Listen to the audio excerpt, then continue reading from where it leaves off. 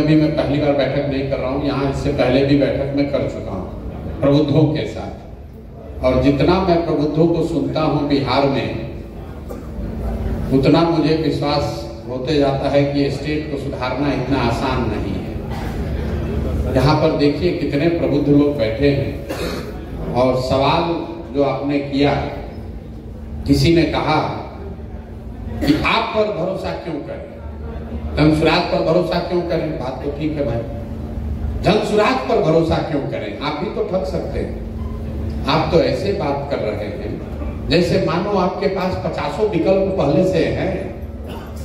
अरे भाई, आपके पास विकल्प ही क्या है। आप जनसुराज पर भरोसा न करें तो क्या कीजिएगा, जो जिस दशा में जी रहे हैं वैसे और जीते रहिए।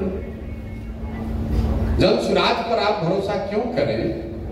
आप यहाँ बहुत सारे डॉक्टर बैठे हैं, मान लीजिए कि आपको कोई बीमारी हो गई, उसका आप इलाज कराते हैं, डॉक्टर साहब ने सारी दवा देकर देख ली, आपका सुधार नहीं हुआ, तो डॉक्टर ने बताया भाई आपको लाइलाज बीमारी हो गई है, ये सुधरने वाला नहीं है, मन हो तो दवा खाइए, मन हो तो मत खाइए, दवा का इलाज नहीं हो सकता, अब इसका इलाज नहीं हो सकता। आप भी दुखी मन से जाके वही दवा खा रहे हैं, डायबिटीज हो गया मान लीजिए, तो दवा खा रहे हैं, अब सुधार उसका इलाज नहीं संभव है। अचानक से डॉक्टर साहब एक दिन आपको फोन करके ये बोल दें कि भाई मेरे एक नई दवा आई है जिससे संभव है कि अगर आप खाओ तो आपका रोग ठीक हो सकता है, लेकिन संभावना 20% की है। 80% संभावना है कि दवा काम नहीं करेगी, लेकिन 20% संभावना है, 10% संभावना है कि शायद आपका इलाज रोग ठीक हो जाए।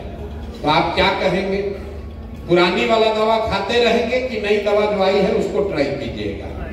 100% बुद्धिजीवी लोग ये कहेंगे कि डॉक्टर साहब नए वाला दवा देके देखिए, 20% सही, कहीं ठीक तो हो जाए, पुराना वाले से तो ऐसे भी कुछ नहीं हो रहा। तो आपने कांग्रेस को, राजद को, जदयू को, और राजद को, ये तो सब आपने ट्राई करके देख लिया। कोई नई दवा, नया विकल्प जनसुराज के तौर पर आया है, आपको अच्छा लगे तो अपनाइए, और न अच्छा लगे तो जितनी बेहतर जिंदगी आप जी रहे हैं वो जीते रहिए।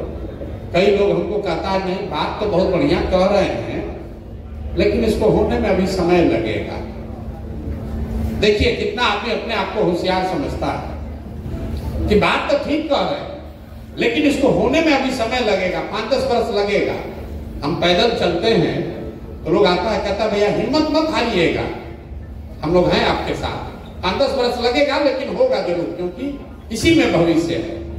कह ये रहा है वो आदमी कि अभी हम लोग 30-35 वर्ष में कुचाने से मन नहीं भरा है, 5-7 वर्ष और कुचाएंगे तब जगेंगे। 5-7 वर्ष आप लगे रहिए, अभी हम लोग का मन नहीं भरा है, थोड़े दिन और अभी कुचाएंगे। मतलब यहाँ कोई आदमी खड़ा हो जाए, अच्छा आदमी, तो लोग अपने अपने कमरों में, घर में, दुकान में बैठ के हंसते हैं कि बिहार में न चलेंगे। लोग टिप्पणी करता है कि बिहार में नहीं चलेंगे। अरे क्या चली हनी, डॉक्टर साहब हैं, वकील हैं, शिक्षक हैं, बढ़िया आदमी हैं, इनको कौन बिहार में पूछेगा। आप अपने कमरे में बैठकर हंसते हैं, कोई अच्छा आदमी खड़ा हो जाए, समाज को सुधारने का प्रयास करने लगे, तो अपने आप को प्रबुद्ध बताने वाले लोग दुकान में बैठकर, ऑफिस में बैठ के विवेचना करते हैं, ये तो न चलेंगे, ये नहीं चलेंगे। बिहार में तो कोई दमदार आदमी चाहिए, बालू माफिया, शराब माफिया 50 गाड़ी के साथ गम लेकर निकलता है तो आपको लगता है बड़ा मजबूत आदमी है। मेरे भाई जब वो न चलेंगे तो जो आदमी है वो रहेंगे। आप अपना देख लीजिए, प्रशांत किशोर अगर विधायक नहीं बनेंगे तो हमारे जीवन पर क्या फर्क पड़ेगा।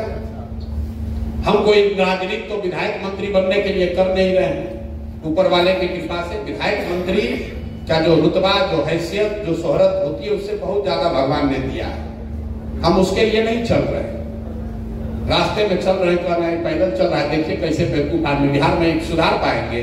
अरे हम नहीं सुधार पाएंगे तो हमारा लड़का थोड़े पढ़ता है समस्तीपुर के सड़ा हुआ स्कूल में, हमारा लड़का तो देश के सबसे अच्छे स्कूल में पढ़ता है।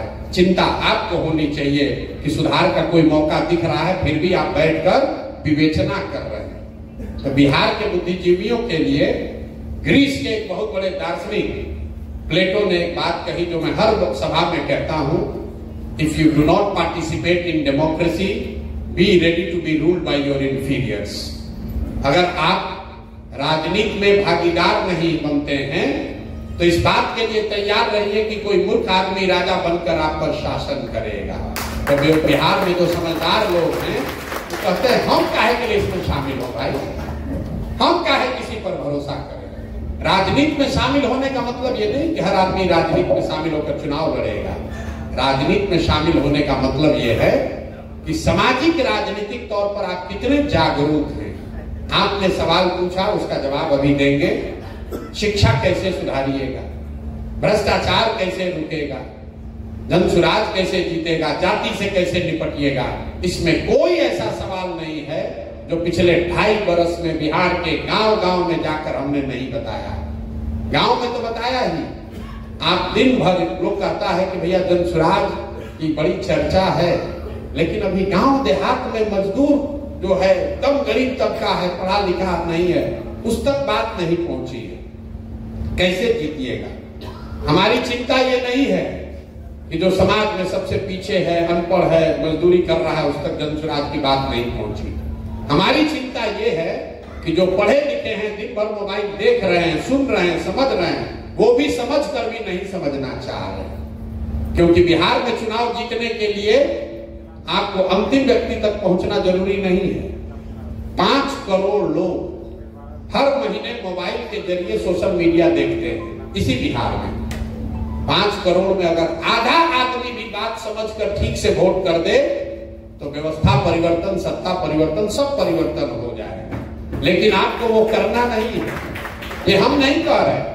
अभी 6 महीना पहले आप वोट दिए हैं, 6 महीना पहले आपने वोट दिया है, और यहाँ बैठा हुआ आदमी, कोई एक आदमी नहीं है जिसने शिक्षा के लिए वोट दिया हो या रोजगार के लिए वोट दिया है। सवाल तो किए ही जा रहे। किसको वोट दिया है आपको हमसे बेहतर पता है। इस जिले में जब हम 1-1.5 महीना पैदल चले तो सबसे ज्यादा लोगों ने बताया कि भैया यहाँ का विधायक और सांसद सब समस्तीपुर के बाहर का है। जिस जिले से कर्पूरी ठाकुर जैसा नायक पैदा हुआ, उस जिले में कोई काबिल आदमी नहीं है जो कि विधायक बन सके। कोई काबिल आदमी नहीं है जिसको आप सांसद चुनते हैं। आप जिसको भी चुनते हैं बाहर का ही है। और सवाल सुनिए, लंबा लंबा लोग बात कर रहे हैं, भैया भ्रष्टाचार कैसे निपटेगा, भैया पढ़ाई कैसे सुधरेगा। कुछ नहीं सुधरेगा। क्यों सुधरेगा? 5000 गांव में हम पैदल गए हैं, हर सभा में, अभी सिंधिया में सभा करके आ रहे हैं। सबसे पहला सवाल हम करते हैं, अच्छा ये बताइए कि और कुछ हो या न हो, आपके बच्चों के लिए पढ़ाई और रोजगार की व्यवस्था होनी चाहिए या नहीं होनी चाहिए? 70% लोग, चाहे वो पढ़े लिखे हो या अनपढ़, अगड़े हो या पिछड़े, हिंदू हो या मुसलमान, सब लोग कहता है ना भैया ये तो होना ही चाहिए। इसमें क्या ज्ञान की बात है? पढ़ाई रोजगार तो होना ही चाहिए। हम लोगों से हाथ उठवाते हैं इस सवाल पर, वीडियो बनवाते हैं, क्योंकि उसको पता नहीं है कि आगे क्या सवाल आ रहा है। सब कहता है नहीं पर होना ही चाहिए। फिर मैं उन्हीं लोगों से पूछता हूं, अपने अपने बच्चों का चेहरा याद करो और बताओ कि अपने बच्चे के नाम पर बताओ कि जीवन में पिछली बार कब तुमने पढ़ाई रोजगार के लिए वोट दिया। अपना अनुभव बता रहा हूं, आज तक बिहार के किसी जिले, किसी गांव में एक आदमी ने भी हाथ नहीं उठाया है कि हमने अपने बच्चों के पढ़ाई रोजगार के लिए वोट दिया है। और इस सभा में भी बिना हाथ उठाए कह सकते हैं, दावा कर सकते हैं कि आपने भी नहीं दिया है। आपने भी वोट उसी 4 चीज पर दिया है जिस पर पूरा बिहार ने दिया है।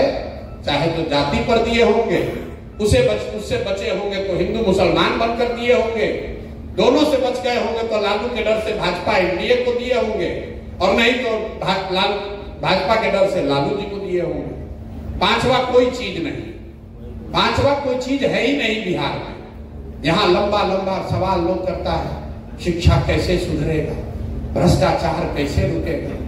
गांव में जाते हैं लोग कहता है भैया बड़ा मुखिया चोर है, अरे नाली गली नहीं बनवाया, राशन कार्ड में पैसा लग रहा है, कोई अभी बता रहा था, सारी सरकारी योजनाओं में पैसा लग रहा है। भाई 3 बरस पहले मुखिया का चुनाव हुआ गांव में, चलिए 500-500 रुपया लेकर वोट बेचा आपने, मुर्गा भात खाकर जाति के नाम पर वोट दिया आपने, 2-2 को पाउच पीकर वोट का सौदा किया आपने।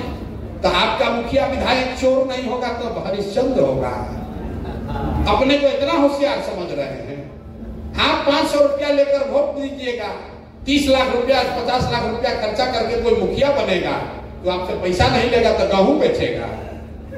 लेकिन बिहार का आदमी क्या सोच रहा है, हम लूट लें, हम लूट के अपना घर भर लें, बाकी सब ईमानदार हो जाए, हमारे यहाँ अच्छा रहे, भगत सिंह पैदा हो, हमारे यहाँ न हो, दूसरे के यहाँ हो जाए। सबको चाहिए, सबको चाहिए बढ़िया चीज, अपने नहीं करना।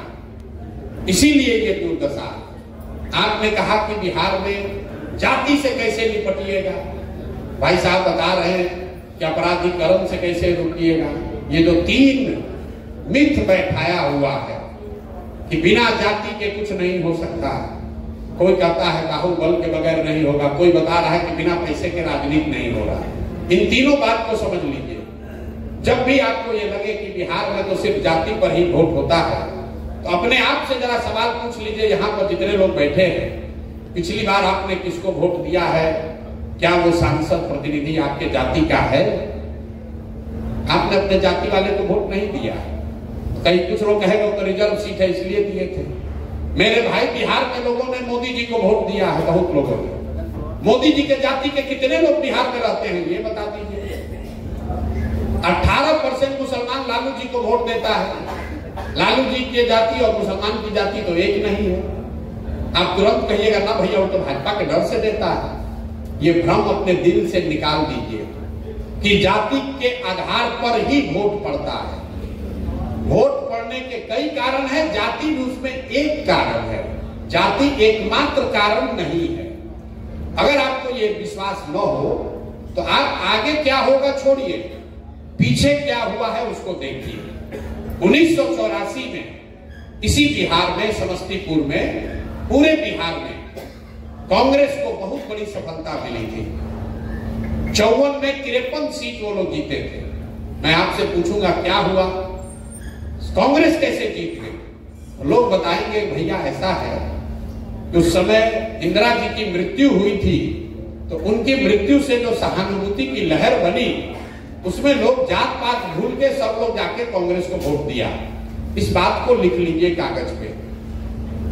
दूसरा फिर पूछेंगे 1989 में क्या हुआ? बीपी सिंह को कैसे लोगों ने, जनता दल को कैसे पूरे बिहार में वोट दे दिया? उनके जाति के तो 3% लोग रहते हैं। तो लोग बताएंगे, लोग भैया बीपी सिंह को वोट नहीं दिया, तो बोफोर्स का जो मामला हुआ था, भ्रष्टाचार, बोफोर्स इतना बड़ा इशू बन गया कि हर व्यक्ति ने जाकर कांग्रेस के खिलाफ वोट दिया। इसको भी लिख लीजिए। फिर पूछेंगे 2014 में क्या हुआ?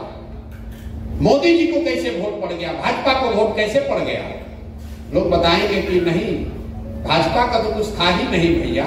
वो जो मोदी जी का लहर चला ना, तो सारा लोग जाकर मोदी के नाम पर वोट दे दिया। फिर पूछेंगे अच्छा 2019 में क्या हुआ? तो आप बताइएगा कि भैया बहुत कांटे का मुकाबला था।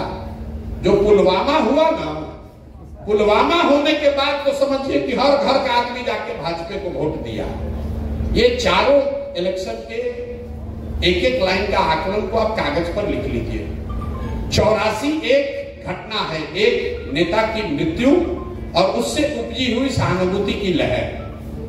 89 एक विषय है भ्रष्टाचार, बोफोर्स, उससे बनी हुई लहर।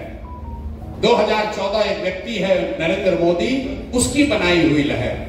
2019 पुलवामा, राष्ट्रीय सुरक्षा, राष्ट्रवाद एक मुद्दा है, उससे बना हुआ लहर। ये आपको क्या दिखाता है? अगर कोई व्यक्ति, अगर कोई घटना, अगर कोई विचारधारा, अगर कोई प्रयास समाज के इमेजिनेशन को कैप्चर कर ले, तो समाज में ये ताकत है, वो जातियों से ऊपर उठकर वोट करता रहा है, पहले भी करता रहा है, आगे भी करता रहेगा। ये मत भ्रम पालिए कि कभी जाति से कोई ऊपर नहीं उठा है। कुछ आदमी गलती करने का आदत है, करता नहीं। तो लोकसभा का उदाहरण दिए, विधानसभा में ऐसा नहीं होता। तो विधानसभा का सुन लीजिए। 2010 में नीतीश कुमार और भाजपा वाले चुनाव लड़े साथ में, उनको 206 सीट आया, एनडीए को 206 सीट आया। सामने से उनकी लड़ाई किससे थी? लालू जी, कांग्रेस और रामविलास पासवान जी तीनों एक साथ मिलकर चुनाव लड़ रहे थे। फिर भी नीतीश जी को 206 सीट आया। तब के एनडीए में नरेंद्र मोदी की इतनी ताकत नहीं थी। उस समय नरेंद्र मोदी इतना बड़ा चेहरा नहीं थे, तब अमित शाह नहीं थे, संघ नहीं था, और लालू जी आज के मुकाबले ज्यादा मजबूत थे। कांग्रेस की भी दिल्ली में सरकार थी तो कांग्रेस भी ज्यादा मजबूत थी। इसके बावजूद नीतीश जी और एनडीए को 206 सीट आया। वही एनडीए 2020 में चुनाव लड़ा। इस बार मोदी जी की भी ताकत थी, कांग्रेस भी कमजोर हुई है और लालू जी के बजाय उनके लड़के चुनाव लड़ रहे थे, लालू जी भी कमजोर हुए हैं और रामविलास पासवान जी उस गठबंधन में थे भी नहीं। इसके बावजूद नीतीश जी की सरकार को 115 सीट लाने में दम निकल गया। क्या हुआ? एनडीए को वोट करने वाली सारी जातियां बिहार छोड़कर चली गई? नहीं, ये इसलिए हुआ कि बिहार का हर वर्ग ये जानता है कि 2005 से 2010 के बीच में जो एनडीए की सरकार चली वो थोड़ा काम करते हुए दिखी, सुधार बिहार में दिखा, तो सुधार भी दिखा, गवर्नेंस भी दिखा, सुशासन भी दिखा और सामाजिक समीकरण भी हुआ, तो उनको 206 सीट आया। लेकिन 2020 में जब सुशासन का पोल खुल गया तो समीकरण के आधार पर सिर्फ 115 सीट आया।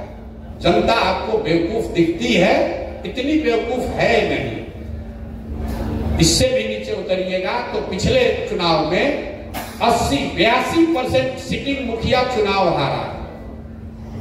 82% सिटिंग मुखिया लोग चुनाव हारे हैं।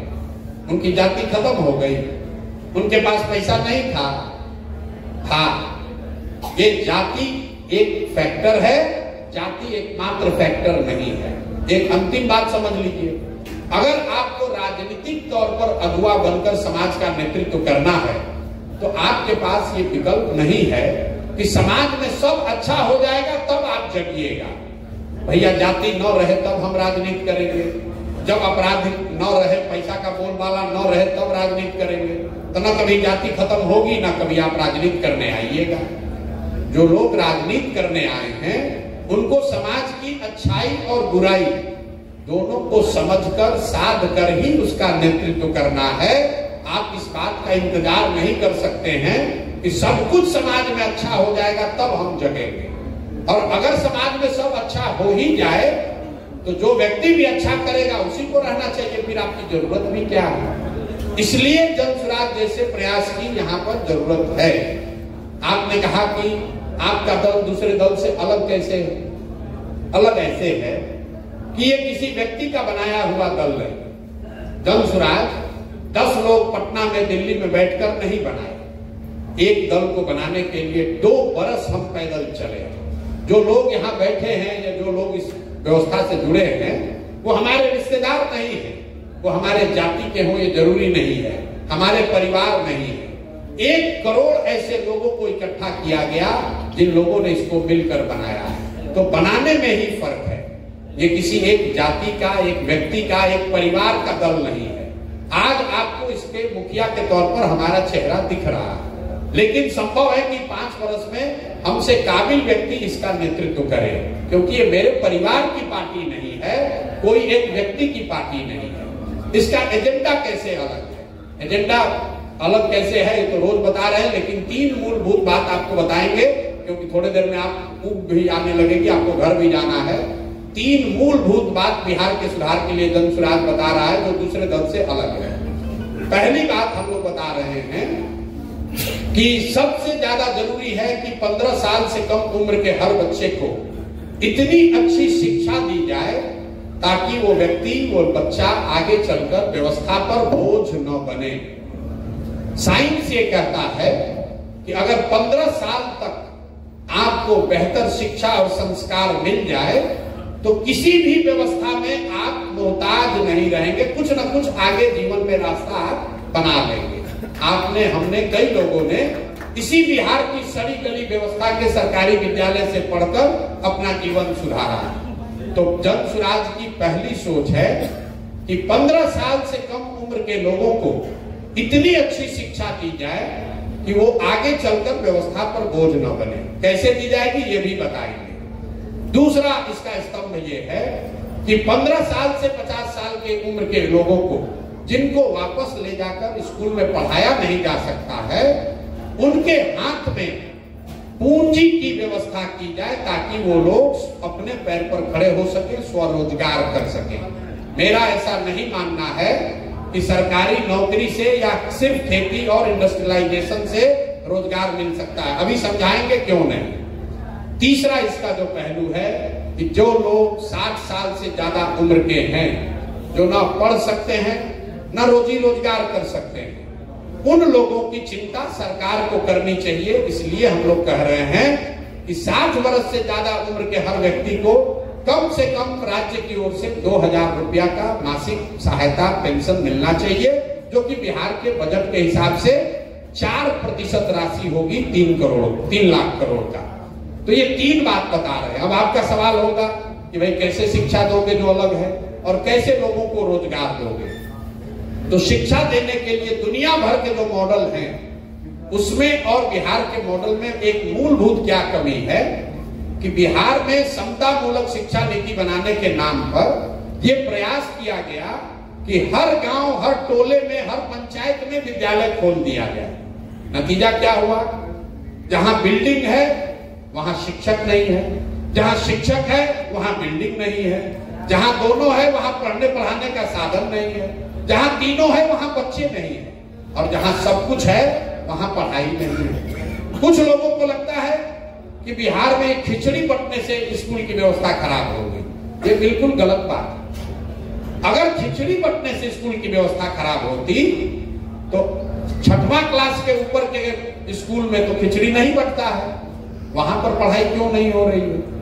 कुछ लोग, ज्ञानी लोग बताते हैं कि जो सारा शिक्षक आया है उसका क्वालिटी इतना खराब है, नियोजित शिक्षकों के क्वालिटी खराब होने से बिहार की शिक्षा व्यवस्था बिगड़ गई। ये भी गलत है, क्योंकि अगर नियोजित शिक्षकों से बिहार की व्यवस्था खराब होती तो पटना साइंस कॉलेज में पढ़ाई क्यों नहीं हो रहा है ये बता दीजिए। पटना कॉलेज में क्यों नहीं पढ़ाई हो रहा है? वहां तो नियोजित शिक्षक नहीं है, वहां तो खिचड़ी नहीं बट रही है। तो पहले आप इसका कारण समझिए कि शिक्षा में गिरावट है क्यों। शिक्षा में गिरावट इसलिए है कि कहीं ना कहीं समाज और सरकार दोनों की नजर में शिक्षा की कोई महत्ता नहीं। समाज का भी एक बड़ा वर्ग है जो स्कूल को सिर्फ साइकिल, पोशाक और खिचड़ी पाने का साधन जानता है। कॉलेज वो इसलिए जाता है कि उसको डिग्री मिल जाए। गांव में आप जाइए, लोग मास्टर साहब को कह रहे हैं, लोग कहते हैं कि मास्टर साहब से सर बताइए हमारा अभी तक साइकिल का पैसा नहीं मिला है। वो व्यक्ति ये नहीं बताता है कि हमारा 10 दिन से स्कूल में पढ़ाई नहीं हो रहा है। सरकार भी ये सोचती है कि 50,000 करोड़ रुपया खर्चा हो रहा है, कि मास्टर साहब को इतना सैलरी दे रहे हैं, पढ़ा तो रहा नहीं है, तो चलो भाई से कुछ दूसरा ही काम करा लो। तो उससे वोटर लिस्ट बनवाता है, उससे सफाई का काम कराता है। तो जब तक समाज और सरकार दोनों की चेतना में शिक्षा की प्रमुखता नहीं होगी तब तक शिक्षा व्यवस्था सुधर नहीं सकती है। दूसरी जो मैंने आपको बात बताई, कब इसका सुधार का रास्ता क्या है? सुधार का रास्ता है समाज को बताना, और दूसरा काम कि हर गांव और हर पंचायत में विद्यालय बनाने के बजाय, हर बच्चे तक अच्छा विद्यालय पहुंचाने के बजाय कुछ अच्छे विद्यालय बनाए जाए जहां बच्चों को पहुंचाया जाए। ये व्यवस्था स्कैंडिनेवियन कंट्रीज में, अगर आप फिनलैंड चलिएगा, दुनिया में सबसे अच्छी शिक्षा व्यवस्था मानी जाती है फिनलैंड की। पीसा की रैंकिंग है, उसका नंबर 1 है। तो स्वीडन है, डेनमार्क है, फिनलैंड है, जो स्कैंडिनेवियन यूरोपियन कंट्री हैं, वहां पर लोगों ने क्या किया कि rather than taking school to the children, they have taken children to the school. मतलब जैसे जो शहरों में भी आप थोड़ा देखिएगा, आपके घर के बगल में स्कूल नहीं है, समस्तीपुर में कहीं एक अच्छा स्कूल खुला है, वहां आपका बच्चा गाड़ी से, स्कूल बस से, साइकिल से उस स्कूल तक जाता है। बिहार को अगर आप अध्ययन करेंगे, हम लोगों ने पाया कि अगर हर प्रखंड में 5 स्ट्रेटेजिक लोकेशंस पर गांव में अच्छे विद्यालय बना दिए जाएं और सारे गांव में स्कूल बस की सुविधा दे दी जाए तो 20 मिनट के अंदर बिहार का हर बच्चा अच्छे स्कूल में जा सकता है। तो ये हम लोगों की नीति है कि आने वाले 10 वर्ष में हर प्रखंड में कम से कम 10 विश्व स्तरीय विद्यालय बनाए जाए। विश्व स्तरीय विद्यालय मतलब नेतरहाट का नाम आपने सुना होगा। नेतरहाट का मैं एग्जांपल इसलिए देता हूं कि आप उससे कोरिलेट कर पाए। नेतरहाट बिहार सरकार का स्कूल है, था, अभी तो झारखंड में है। एक विद्यालय से 1500 से ज्यादा IAS IPS बने हैं और ज्यादातर लोग जो उस विद्यालय में पढ़े वो मध्यम वर्गीय या निम्न वर्ग के परिवार से वहां पर लोग गए थे, आर्थिक नजरिए से। तो अगर नेतरहाट जैसा विद्यालय हर प्रखंड में आपको बनाना हो एक, तो पूरे बिहार में इसका खर्चा कितना आएगा? करीब करीब 15 से 17 हजार करोड़ रुपया। इसलिए जनसुराज ने कहा कि हम लोग हर साल जो 60,000 करोड़ रुपया शिक्षा का बजट है उसका 1/3 पैसा हम लोग खर्च करेंगे ताकि हर प्रखंड में प्रति वर्ष कम से कम एक नेतरहाट के जैसा विद्यालय बन जाए, ताकि अगले 5 वर्ष में कम से कम 5 विद्यालय हो। दूसरी बात हमने क्या कही कि हम बनाएंगे 5 वर्ष में विद्यालय, लेकिन बच्चे का उम्र तो बढ़ रहा है। तो हम लोगों ने कहा, जो भाई साहब ने सवाल उठाया कि जब तक सरकारी व्यवस्था नहीं बनती है, 10 वर्ष लगेगा, तब तक आपके पास ये विकल्प है कि आप अपने बच्चे को प्राइवेट स्कूल में भेजिए और उसका फीस सरकार भरेगी। अब तुरंत कुछ आदमी कहेगा, अरे भैया तो सब आदमी प्राइवेट में जाएगा। बिल्कुल नहीं जाएगा। अमेरिका में इसका पूरा एक्सपेरिमेंट किया गया और भारत में भी आप देखिएगा। अगर आपसे ये पूछ लिया जाए कि पटना में आपका बच्चा प्राइवेट कॉलेज में पढ़ेगा कि साइंस कॉलेज में पढ़ेगा, तो 100% लोग कहेगा नहीं भैया साइंस कॉलेज में पढ़ेगा। अगर आपसे पूछा जाए कि आपके बच्चे को PMCH में मेडिकल करना है कि मणिपाल के प्राइवेट में मेडिकल करना है, 100% लोग कहेंगे कि नहीं PMCH में हमको मेडिकल करना है। तो सरकारी व्यवस्था जैसे जैसे सुधार होगा, ये एविडेंस वर्ल्ड वाइड बताता है कि लोग सरकारी विद्यालयों में पढ़ना प्रेफर करते हैं और जैसे जैसे ये व्यवस्था बनेगी लोग इसमें नेतरहाट में जाना चाहेंगे, किसी प्राइवेट विद्यालय में नहीं जाना चाहेंगे।